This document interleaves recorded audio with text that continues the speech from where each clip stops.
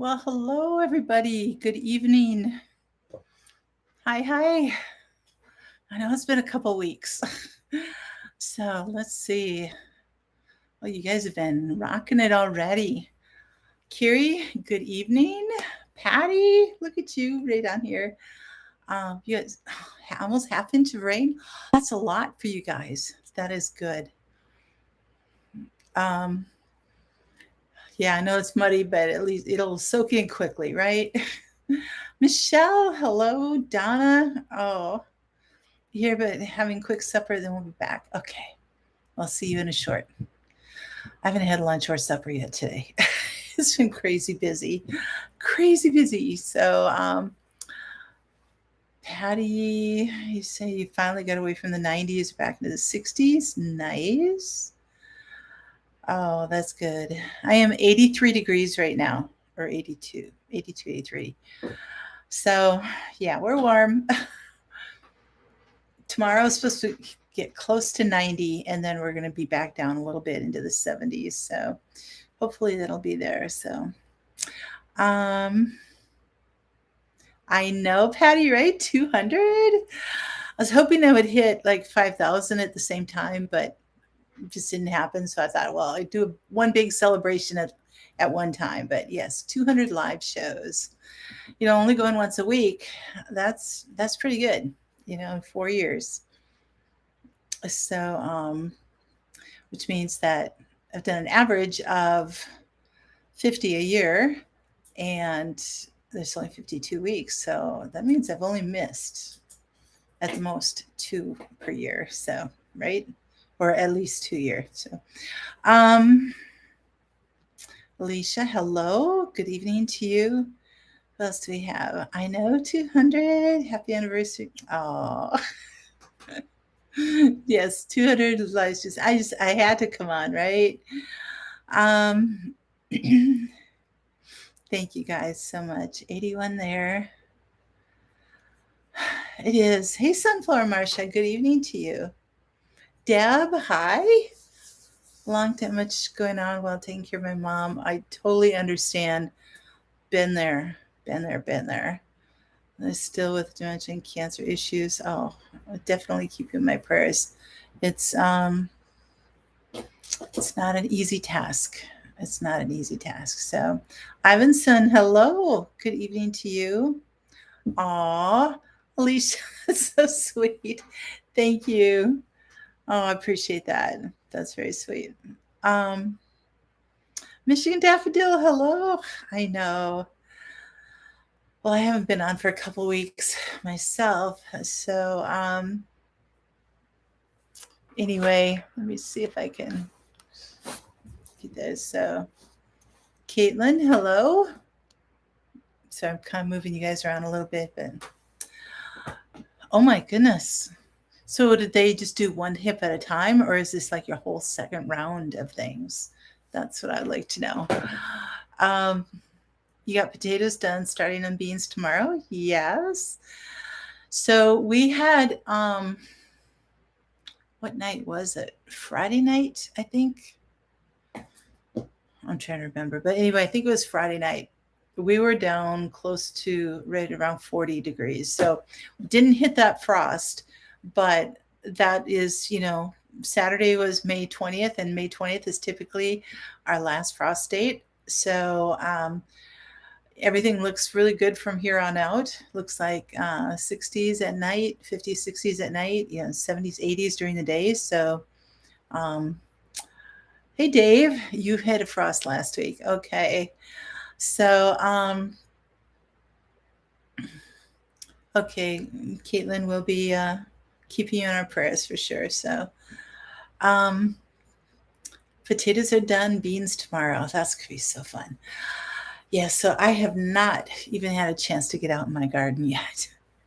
But I'm sitting here looking at it right now, and things are, I couldn't go on last week, and I haven't even had time to go look at my community page to see if you guys even make comments. So I apologize if you wrote something and I was supposed to get back to you and everything. But I have one client that has 4 websites. 4. and they're all intertwined kind of in that way. Like there's a public side and then a members only side, all that kind of stuff. And so I have spent the last just about 4 weeks putting in 18 to 20-hour days, rebuilding all four of them at once. So it's like, it has been crazy. I've been exhausted and not, so it's like any spare time that I'm not working, it's like I'm taking a nap. I'm like passing out in my chair, So it's been crazy. And so last Monday came around and I was just like, I don't have anything left to give you guys. It was just like nothing. It was so even if I had a subject matter to work with, it was like I would just be sitting here kind of staring at my screen, and so not very good for being engaging, right? So anyway, yes, it's been crazy busy. So hey, Michelle P. Game mom used homemade soup. Ooh, that sounds good. Second frost warning in a week. Wow. Second time. Okay. Well, I'm glad it's going well this time. I'm sorry you had complications the first time, Marcia. So, Dave, you planted tomatoes and eggplants today? Ooh, just started. Nice. It cooled off here the past couple days with some needed rain in north central Washington. Good. You guys have been dry, haven't you? Your brother bought you a lovely blossoming strawberry plant for Mother's Day. Aw, very nice. Yes, Dave, I had a neighbor down the street. He was like, he works nights. And he told me this weekend, he goes, yeah, I'd be driving home at like between 1:30 and 2:30 in the morning. And it's like, I'm not trying to snoop or anything, but I kind of noticed your lights on. It's like, wow, that's late. And it's like, try getting to bed at 4 and 5:30 in the morning, and then getting up at 8 and going, and then just yeah, it was crazy. It was crazy. So yes, I needed rest. Absolutely. I like that. I like that analogy, Patty. That's good. No gas, the car won't drive. That's very good. So I'm still tired, but really trying to catch up on my rest and my sleep. And so as a result, I haven't been able to get outside to do anything. But I have to keep reminding myself it's just May 22nd. I'm still okay. And it's like it's not June 22nd, but things are growing in the garden. The strawberries are up. I've got onions up there, lots of weeds, different things going on in there.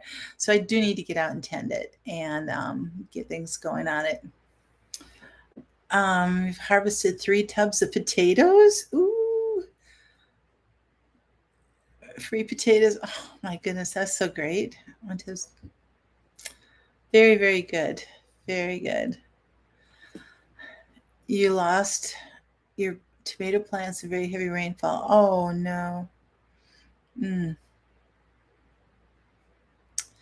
Yeah, always just don't get too over anxious, especially in the north here. You're getting things out right away because you never know when a late frost can hit. So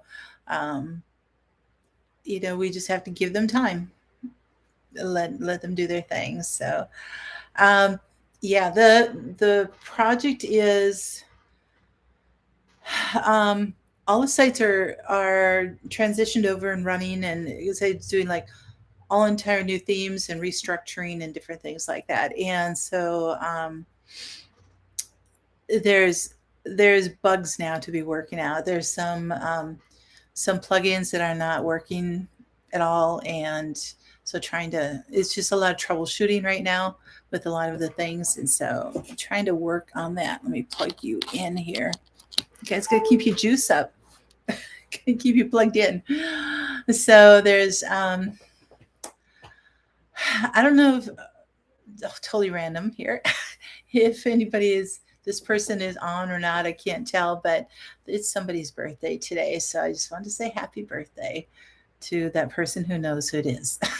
So anyway, we got that going. Um, Sounds like your schedule the past couple of weeks, clean out mom's home and that it, did that all last summer.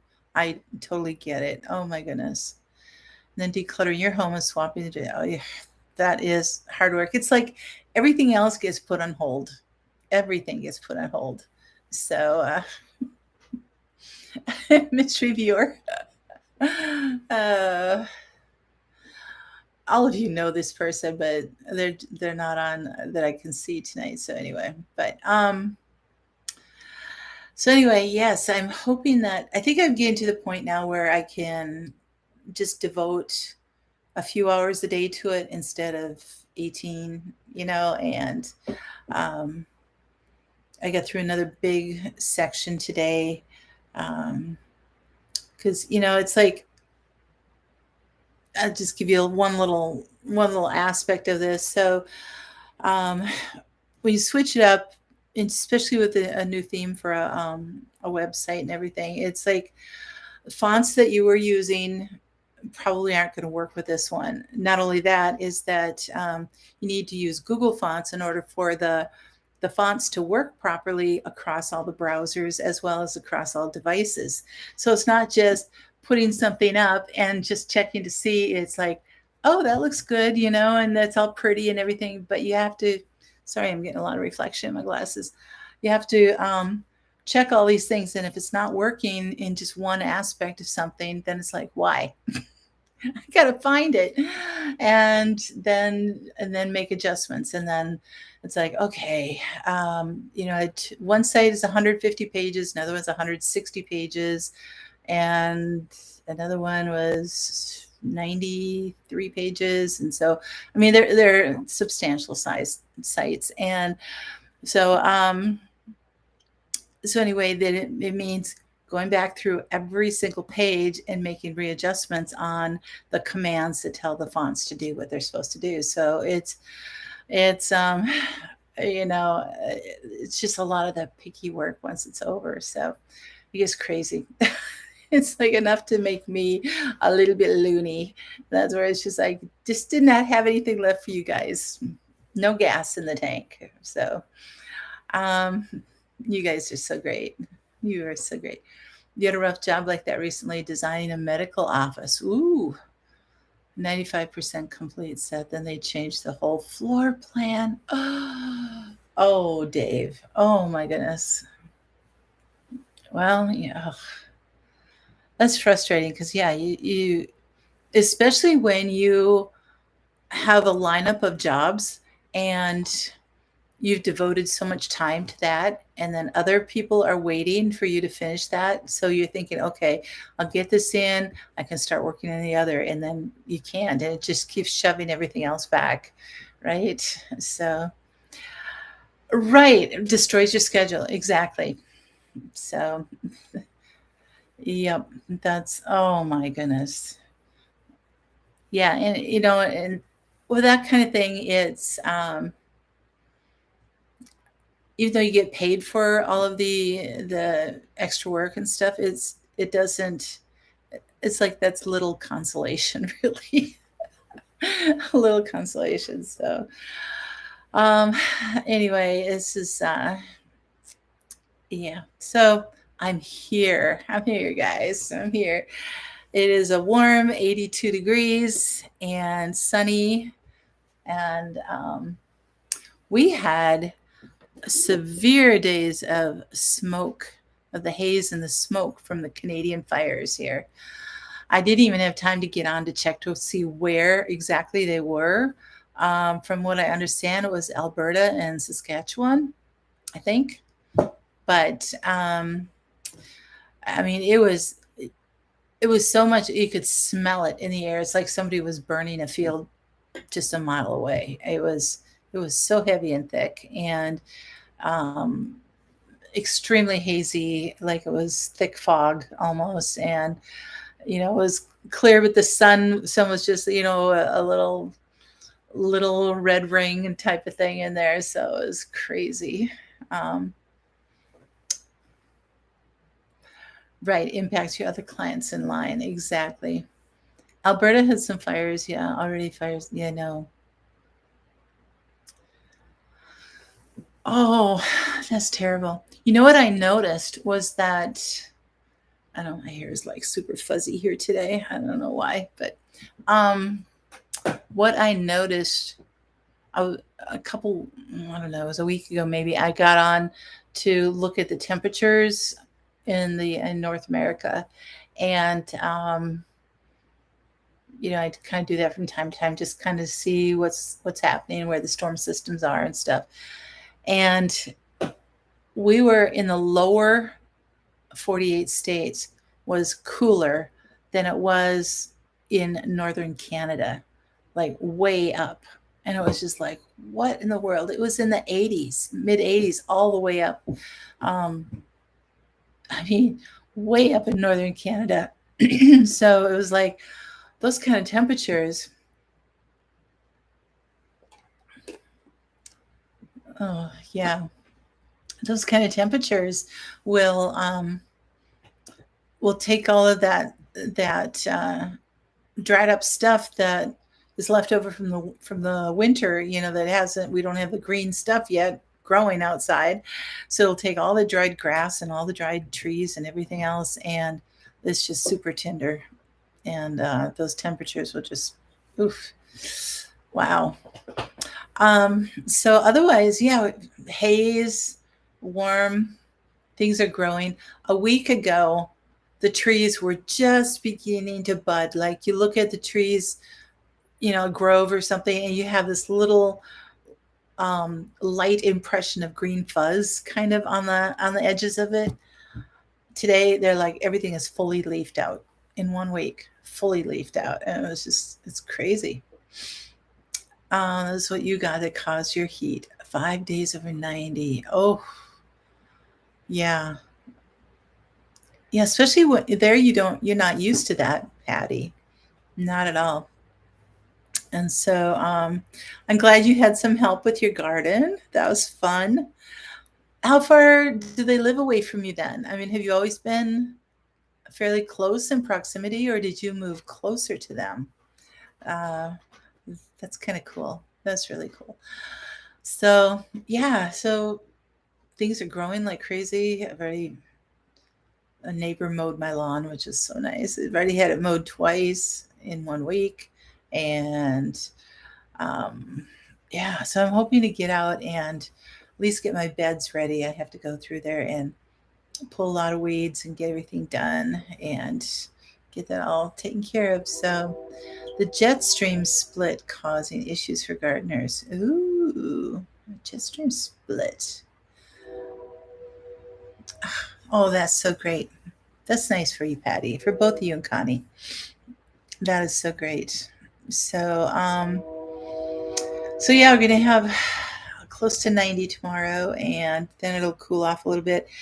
We're not gonna have rain supposed to until like Friday and Saturday, and then there's only like a 30% chance. So we have not had a lot of rain this spring yet. It's kind of concerning, coming on the heels of already about 2 to almost 3 summers of drought. So I'm hoping that things are going to be okay. My Macintosh tree did not make it.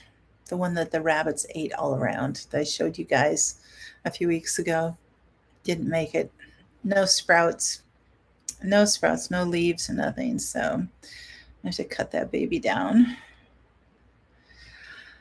No worries, Alicia. So, hey, Lynn, good evening to you. Hello, hello. So, a lot of you have experienced this. I know I have every year. It's like you get volunteer plants. I had never heard the term until I moved out here, and you see a field of soybeans, and then there's like the corn stalk popping up here and there in the field, and it's like, what is going on? It's like, and they go, oh, that's a volunteer. And it's like, what is that? So most of you are experienced gardeners, so you're probably already going to know about this, but it's the rain you've been getting is coming from Mexico. Okay. Well, at least you're getting it from someplace, right? That's good. So, I thought that would be kind of, I mean, this is the time of year where a lot of those things are coming up.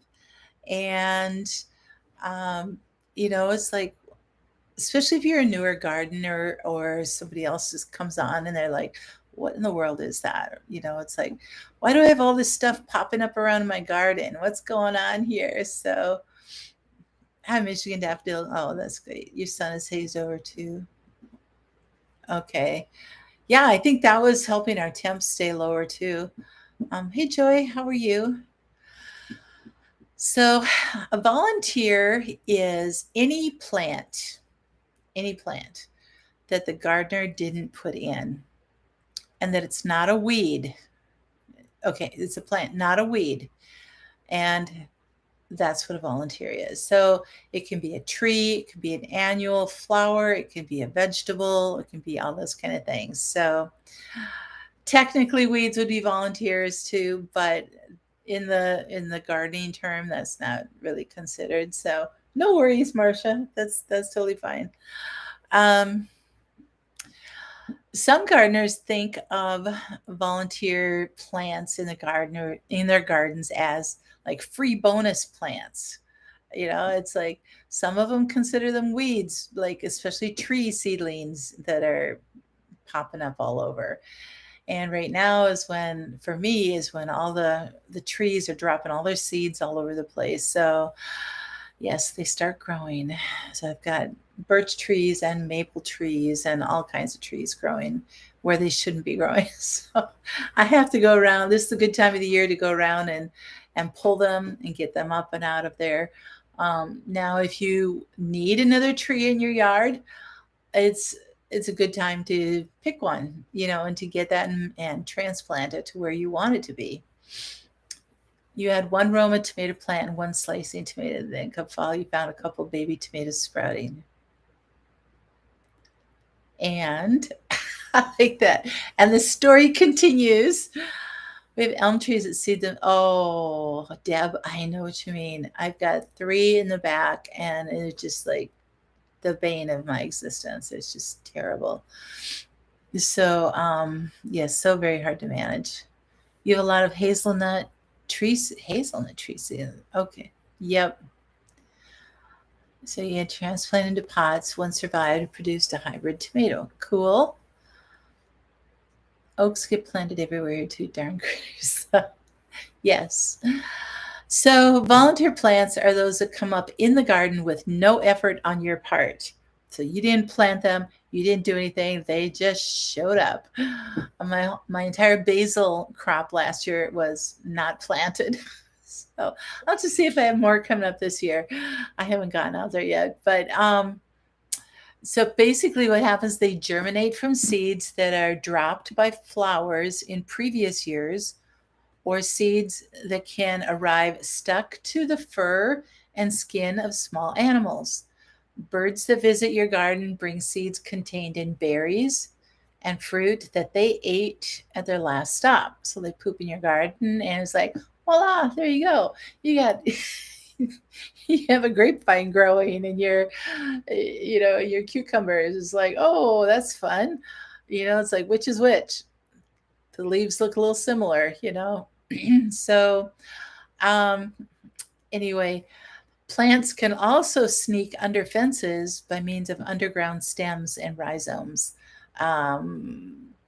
Think raspberries. They have a very strong underground system, and you think you have them contained in your garden, and all of a sudden they're popping up on the other side of the fence. You're just like, what? How did that get there? So you had winter tomatoes. That's so great. You have volunteer lilies in your front yard, been growing for a month, will be full. Very nice. That's very good. So regardless of how they found their way into your garden, Once they arrive, you must decide which ones are keepers and which ones you need to eliminate. So it's like, okay. And I know there's a lot of people out there who just have a very hard time getting rid of any plants at all, like thinning or anything like that. So, oh, Michelle, thank you. That's very sweet. Um, Lily, oh, the clump. Years ago, some wood mulch had onion seed in it after years of pulling it. Right? It's like you try to grow and try to grow and try to grow, and it's just not doing well. That's another way that they come in, not just off of animals and birds and different things that are blowing in off the wind.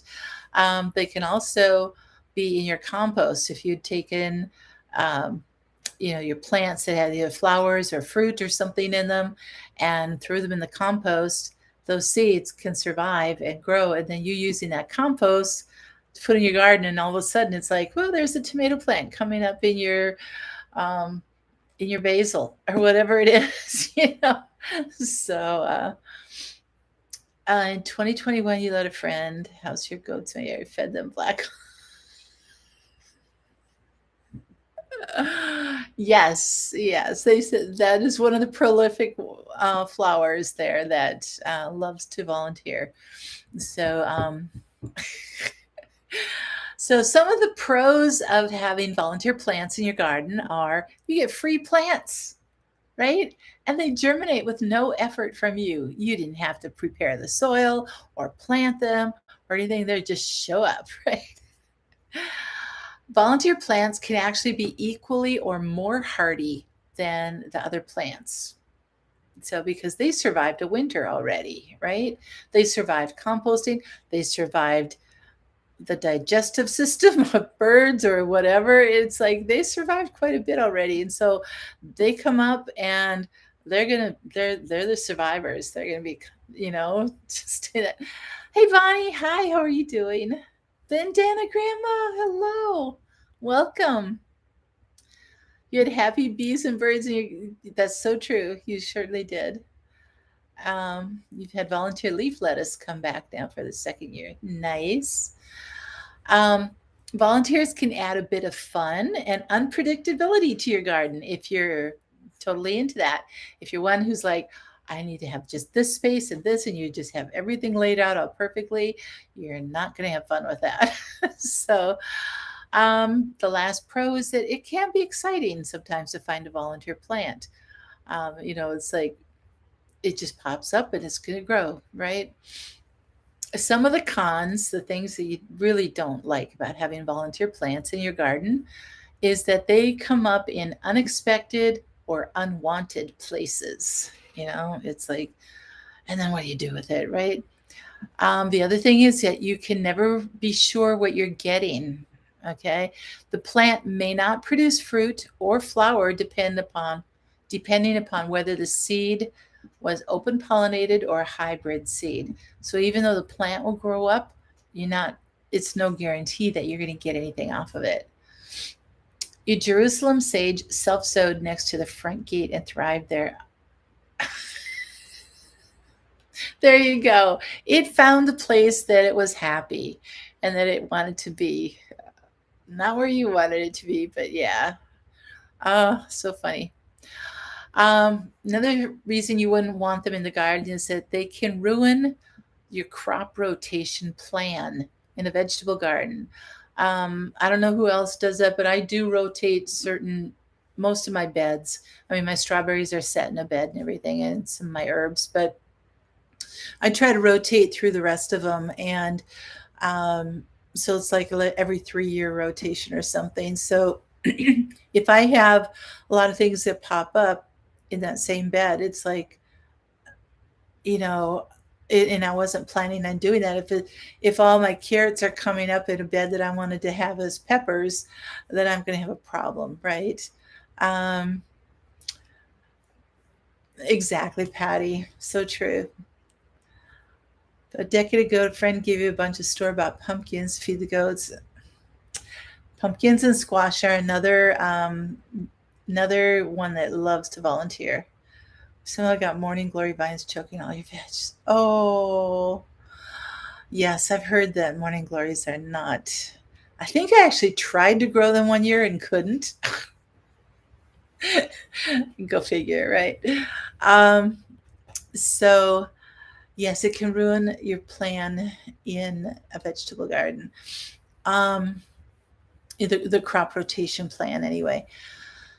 So, the other thing is that some of them, if let's say it was a volunteer plant from a crop that had blight or something like that, that you had pulled everything to get it out of your garden bed, and you were trying to do everything you could to clean it up, but the seeds were there and they come growing up and they can still carry some soil-borne disease in them. So that's another thing to think about.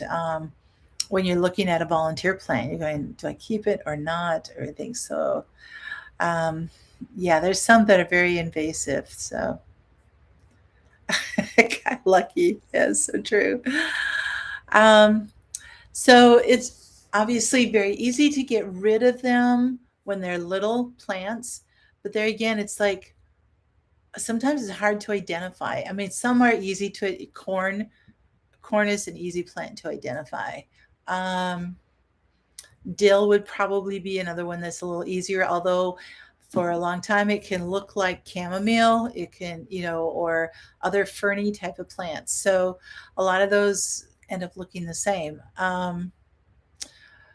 So sometimes you might want it, you might not, or whatever, but you won't know until it's bigger. And so you might let it grow. And by the time it gets big enough to truly identify it, um, it might be too late. It's like it's taken over. Um, and with that, you might even end up finding yourself carefully nurturing some noxious weeds instead of thinking that they were vegetable plants or something. So, hey Donna, glad to have you back. Ben used to plant things without your knowledge. Oh no, you go and there would be this plant and have you. Oh, you probably was he just playing games on you, tricks on you and stuff. So you have a trumpet vine you've been trying to kill for 5 years. You found only 3 sprouts. Oh, there you go. Pulling them while they're little. That helps. Your grandma would grow morning glories in the big city, 45, so much life. Only one time. Okay. Dill never comes back for me. I can hardly get it to grow. The fragrance of dill, chamomile, and fennel will tell you that. That's a good, thank you, Patty. That was a very good way to identify. Yes. You can rub the leaves or something and be able to get that fragrance. And thank you. That's a very good way to do that. Um, so again, volunteer plants rarely come up exactly where you want them to, but you can move them while they are small using like a little teaspoon or something. If they're really little and you can identify them, you know what they are and you want to move, um, just take a little spoon and gently move them. There's some that like to be moved, some that don't. Let me get down to where that was. Where are they here? I can't find my list now. I shouldn't be jumping around. That's why I don't find things. Um, I will get back to that. So I just can't. You gave me a list of ones that transplant well and some that don't. Okay, so in a flower garden, you can move volunteer seedlings for aesthetic reasons, right? It's like I really don't want this purple flower growing in the middle of all of my yellows, and different things. So you can end up moving, or it's going to be, 3 feet tall, and I only want 80-inch tall plants in this area. So you can end up moving them for those type of things. In a vegetable garden, you want to move them for the health of the garden. And because again of the crop rotation and everything. that helps to discourage insects and diseases when you rotate in that way. Um,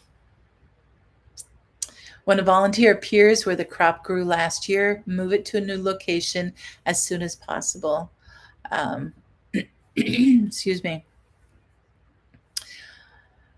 Okay, some common volunteer plants include many of the bedding annuals that you rely on to fill out a garden for your flower garden and different things like that, as well as wildflowers and herbs. Yeah, herbs have like all kinds of little seeds and they'll just like blow everywhere, right? So, um, you also got this horrible prolific wiry grass, iron grass, and if it, oh, one of the I put some couple links down, I think 3 links in the description below of all the things that I'm sharing with you, so you guys can go back and look at it if you want to. But one lady was talking about how Bermuda grass is, she says, devil grass. It's just, it will not, she's like just trying to pull it and pull it out, but it's so, Bermuda grass is a huge one that you don't want anywhere. So he wanted the plants, he had no idea what they were. It was an opportunity to teach him about noxious weeds. There you go. You want to plant some poison ivy, honey? Yeah. There you go. Okay, so some of the, we have what you, quack grass. Okay, we have what you call nasty grass here. It's impossible to dig out all the roots. Oh, yeah. So some that I have a mix of herbs, vegetables, and flowers here. So these are some things that are very common volunteer plants. You have chives, dill, tomatoes. Tomatoes are a big one. Potatoes, cilantro, chamomile, calendula, coneflower, sweet alyssum, larkspur, columbine, common foxglove, California poppy, milkweed, lupine, bee balm, bleeding heart, sweet William catchfly, and sunflowers. Curie, there you go. So, um, sends runners several feet underground and makes new. Oh, nasty grass. You get this weed that's sticky. You don't know what it is. And creeping. I get a lot of creeping Charlie too. The only way to get rid of it is to like use a really hard herbicide all over my yard, and it's just like I just don't like doing that. So, we planted a bunch of native grass and wildflower seeds in a hugelkultur mound before the rain was due. Been getting lots of rain since. Fun. Oh, calendula is a good one. I grew chamomile 2 years ago.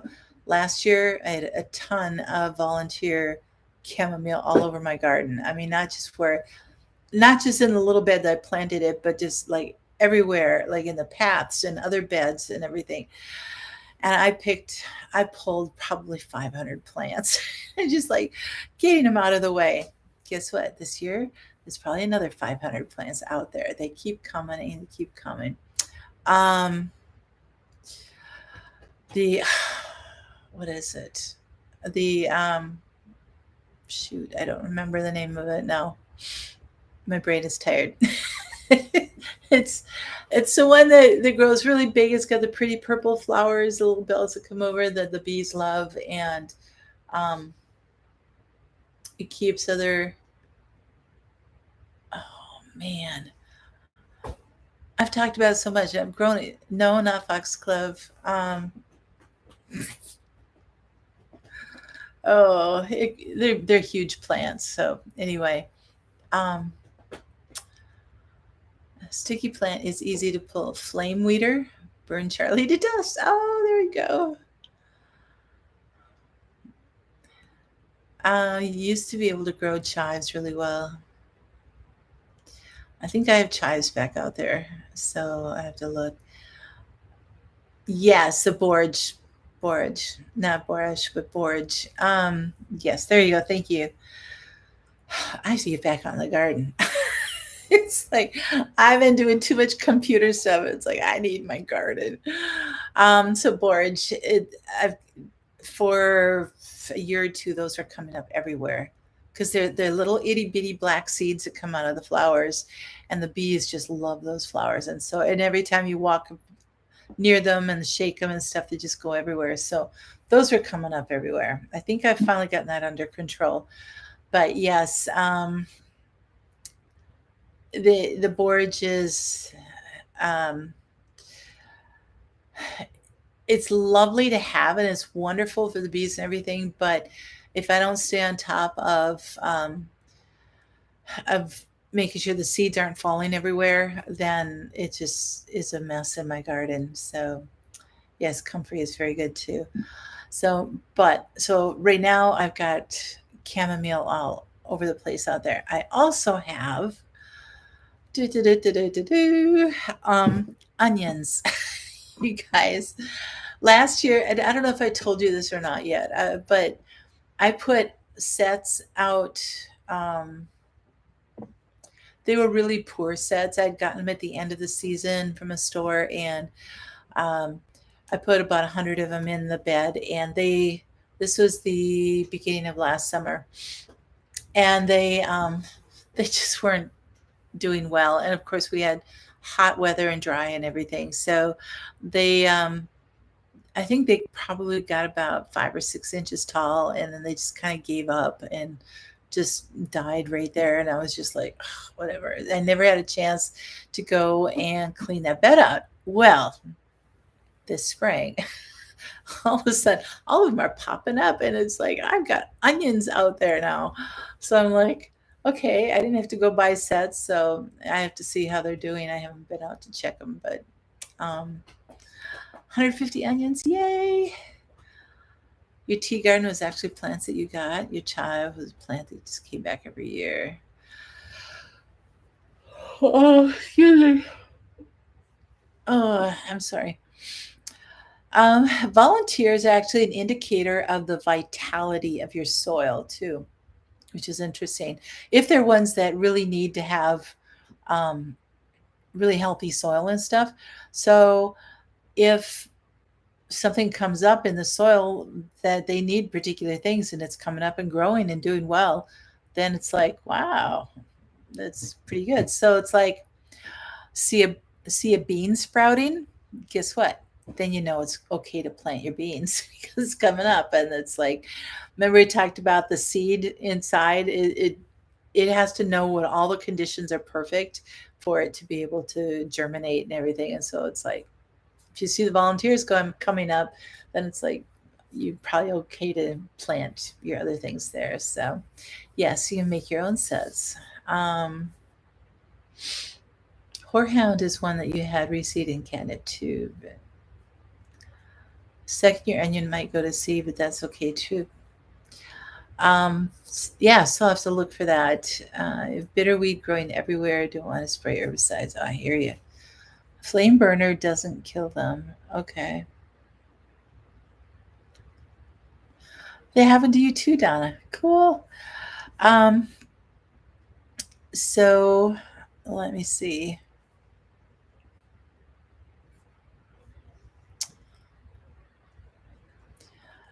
So another way you can manage your volunteers is again thinning them. Um, especially if if you have a lot that's coming up. If you had one chamomile plant and then you had 50 of them coming up in the same area that were volunteer, and there's no way you want 50 plants because those plants get big from one seed. And so maybe you want to have 2 or 3 this year, then thin out all the rest, but keep some of that in there. So that's always an option too, because if it drops in the same place, then and you're okay with it there, then go for it. But um, so they said, yeah, just let the strongest of them survive. Thin out all the rest, let the strongest survive. That's what I kind of do when I thin my carrots. If I'm thinning them and um, I'll take the little ones out of there and just let the ones that are nice and big and strong doing that. So deadheading the plants, yes, that was my next thing on the list here. So yes, so for let's say those herbs that are flowering, calendula, chamomile, even even like when your basil goes to flower, all that other kind of stuff, and dill, all that kind of stuff. If you want to grow them, but you don't want to have them dropping anywhere, make sure that you, as soon as the flowers are dying off and everything, you don't want to get them to the dry stage where they will then spring out all their own seeds and everything. So if once the blossoms are dead and everything, the deadhead type thing, pick them off and get rid of them that way. That'll help a lot. So Egyptian walking onions. Ooh. Huh. Bitterweed is toxic, will kill livestock. Did I plant anything out in my garden yet? Not yet, Donna. I haven't. I'm hoping to get to that this week.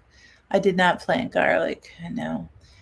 Last summer was, we were dealing with all my parents' estate stuff and everything. And that went right into September. And it was just like, I was exhausted after that. It was like, yeah, I didn't even prepare my beds for winter. So it just didn't get done. Life gets in there sometimes. So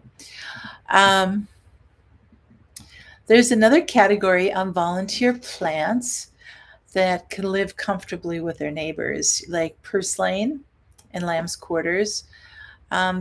Purslane is basically a ground cover, and it can act like a living mulch for other plants, and different things. So, and you can pick it and eat it then too. Lamb's quarter can get big in really lush soil, but they're more tall than wide. And you can even use them as, beans can use them as ladders or something like that too, if they wanted to. Horehound is in the mint family. Okay. So volunteer tomatoes, the elephant in the room here. Volunteer tomatoes are arguably the most common type of volunteer plant, other than perhaps the dreaded squash or melon and beans. The squash, melon, and tomatoes are like the biggest ones. I love how they put this here. It's like all three suffer the same problem. These plants are, promiscuous and will cross with themselves randomly and wildly. Peppers will do this to some extent, but the tomatoes and various other plants are the worst. If Bermuda grass is evil in plant form, these plants are Forrest Gump's box of chocolates. You never know what you're going to get. So what do? It's like, okay, you've got all these volunteer tomato plants, so they're going to cross and they're going to do all this stuff. So you solve the dilemma by growing only one variety of the plant. Find your beloved squash and stick with it. Beans and peppers are easier since the various species won't cross with each other. So if you vary your bean plantings and space out your peppers, you have a pretty good chance of things keeping true to your type. So only volunteer plants you find will be, at least in theory, good to go. You have both purslane and lamb's quarters coming up. You eat up. Oh, wow. Okay, so the bugs like it too. Sage. Okay.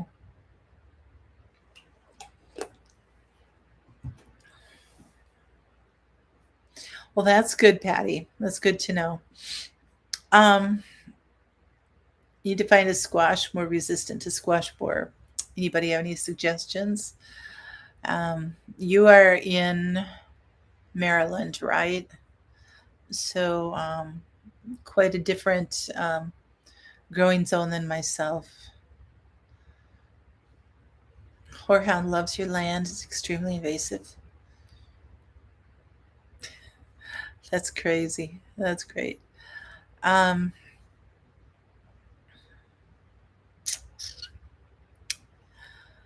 okay, so um,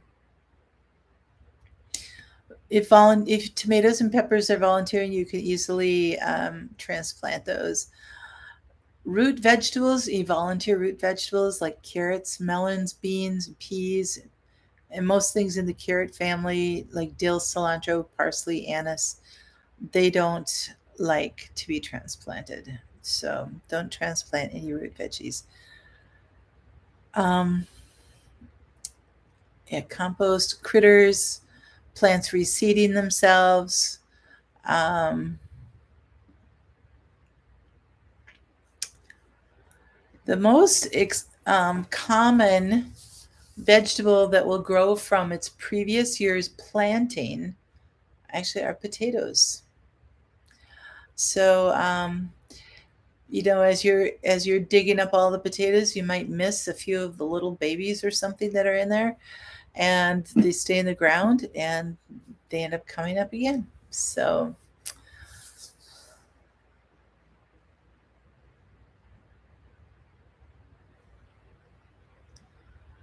I don't know, Patty, were you asking me or someone? Oh, hey, Connie. Hello. Hugs to you too.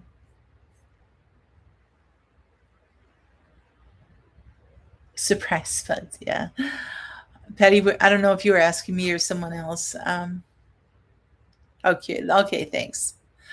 Because then I'd have to go back and try to figure out what you wanted. And I was like, I don't want to miss you. Okay. Um, Again, some biennials will go, like my onions are doing things. But yes, that is another thing that sometimes your volunteer plant, like I said, will not grow fruit or anything like that. It is like, okay, I know this is a tomato plant, but it's not fruiting out. What do I do with it? Well, that one wouldn't work so well. Let's talk about carrots, maybe carrots and onions, like Dave said, onions. They might not grow that well and be that super for actually um, eating and different things to dig them up and eat them, but they will grow seed very, very well. So, uh, I think a guess and live stream mentioned that squash was more resistant. Okay. Hey, Chrissy does gardening. Hello to you. Ding dong doorbell casa. You get love your volunteer sunflowers. Yes. So anyway, um, that's another thing to think about too. If the volunteer come up, like I have all those onions, and it was like, what if my plan was to have beans in that bed, and it was like I didn't want to do onions there, but they're all coming up, and it's like, I didn't get them last year, so it's like I want to have some onions, but I also want to have beans. It's what am I going to do? Well, I can, have those. What if I maybe want to save half the bed and then just let those go to seed, and then I can have those seeds to save, or even just half a dozen plants or something, so I could work around that, pull the rest and do different things. So, there's always options to figure out what you want to do. Um, so it all depends what survives the winter, and like I said, survives animals and survives composting, different things like that. So um, things to help you decide whether or not you want to pull them or to keep them, again, is location. Is the right location for its needs in the way of sunlight, soil, moisture, all that kind of stuff, especially if it was brought in by a bird or something and dropped right in there. It was like, what is this corn plant doing in there? It's like a squirrel brought it in because they grabbed a corn cob out of the field and were munching on it and jumped into my garden. And there's a corn kernel. Now it's coming up. It's like, where did that come from? Um, so will it interfere with other plants growing in the same location? And is the plant healthy? That's a really big one. If there are signs of disease on the plant, it should be discarded. Um, and another thing is, do you even like the plant that would be coming up? If you don't like eggplant, you don't normally grow eggplant, but all of a sudden there's eggplant growing in your garden. It's like, do you want it? And if you don't know how to identify them when they're really little, especially if you haven't planted them, I mean, it's pretty easy to know what's coming up in an area that you actually planted with seeds. But the volunteer ones, there's apps on your phone that you can use to identify plants and stuff like that. That can certainly help you out. You'd have to wait until it gets its first true leaves in order to be able to do well with that. So um, another thing would be, do you already have an abundance of the plants? Why keep it if you already have 200 of the other plants? It's like, don't know. So some other ways to prevent or encourage volunteer plants. Again, deadhead them. Apply a thick layer of mulch to the ground to prevent the germination of new seeds. Um, Again, be careful what goes into your cold compost. Never throw plants that have gone to seed in the compost, which is really easy to do at the end of the year when you're cleaning out your beds and stuff, because there's fruit and stuff on there and seeds in there, and it's just like all goes in there. So I know. Picture this. Yes, that would be it. You keep pulling up small trees. I know. I've got a bunch out there to take care of myself. Pull it while it's small. For potatoes, be sure to dig down and pull out all the tubers. Just maintain really good health in your garden. Let me see. We first heard. Okay, I think that was pretty much it. I thought I had a list of. I must have imagined it or read it and didn't copy it in here. That's very possible too. Oh, goodness sakes. So anyway, guys, I hope this helps, because we all end up with volunteer things that start popping up in the spring. And it's like, is this a weed? Is this a plant? I've got to clean out my beds. I don't know what's here. You have garlic that you didn't plant. Oh, that's fun. That's great. I think so, Patty. It was like in one of my naps that I had to take in between all my work, right? So, but doing my best to try to take care. Like, I had a banana for breakfast this morning, and that's all I've had since then. So I'm going to sign off in 1 minute and go get some dinner. I'm hungry.